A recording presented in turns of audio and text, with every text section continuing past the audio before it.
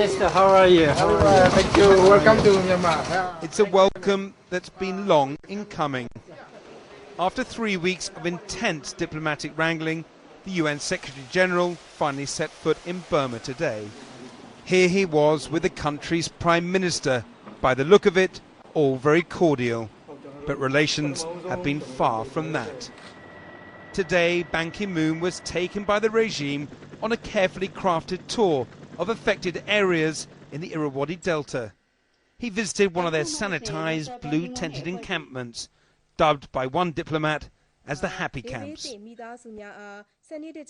He was told by his hosts that the situation was now completely under control. They even suggested that the emergency phase was now over. The UN is not so sure.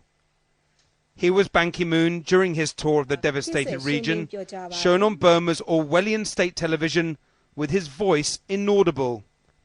He is quoted as urging refugees not to give up hope. The UN is here to help you, he said, acknowledging that the crisis was far from over. But what can he really achieve? Much depends on this man, Burma's reclusive military leader Tan Shwe. A formidable and intimidating figure, here he was earlier this week on his own tour of the disaster zone. The reception was, well, hardly spontaneous, but for some this is a sign that the regime may finally be waking up to the magnitude of this crisis. We must do all utmost for the people of Myanmar. I say now what I have said before. Issues of assistance and aid in Myanmar should not be politicized. Our focus now is on saving lives. For these people, it's a mission that must succeed, and fast. Channel 4 News has obtained these new images of the desperation in Laputa, one of the most devastated areas of the Delta.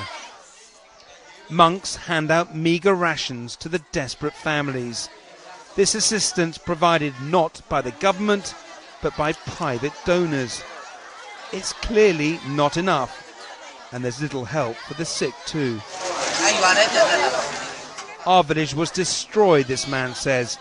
We've come here to seek assistance, but we're getting almost no help from the government.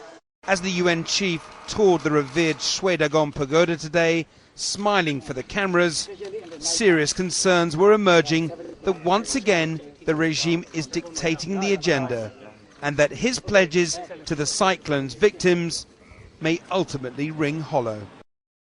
One of the things that Ban Ki-moon is obviously going to be pressuring Myanmar's military rulers to do is to let more international aid workers and more international aid into the country. One point that he's been making during his visit again and again, also after that helicopter tour that he received yesterday of the Irrawaddy Delta region, is that this country needs the help of the international community, needs the expertise of the international community to come to terms with this disaster. Now, the areas that Ban Ki-moon visited yesterday, those tent cities, those places, those refugee camps, those really aren't the worst hit areas in all of this.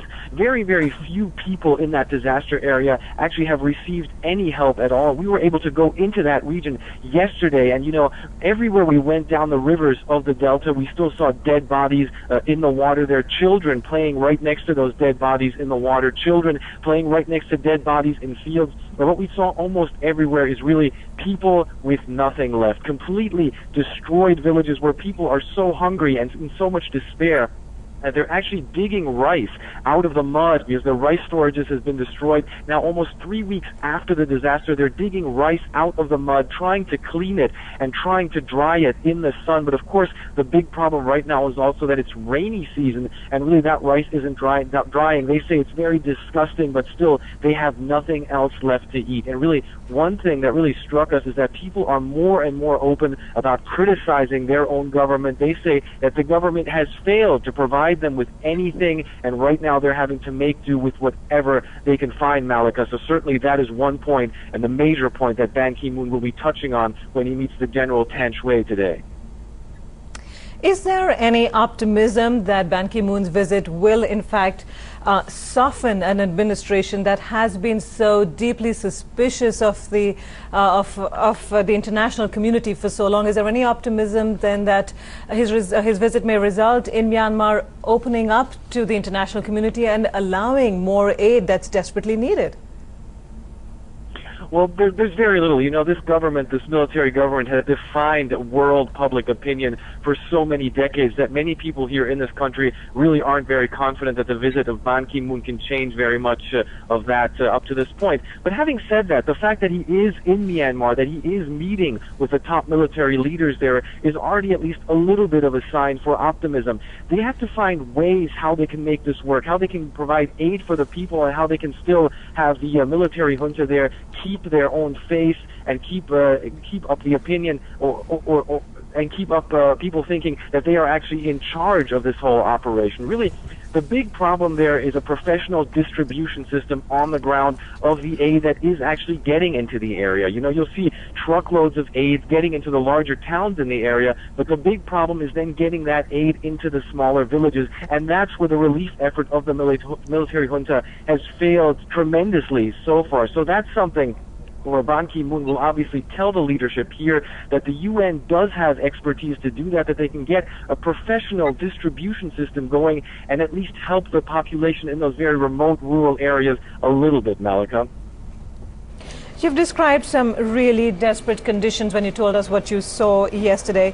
What is it that the people you talk to need most? Is it food that's needed most desperately at the moment, or shelter, medicines? What is it that they need most?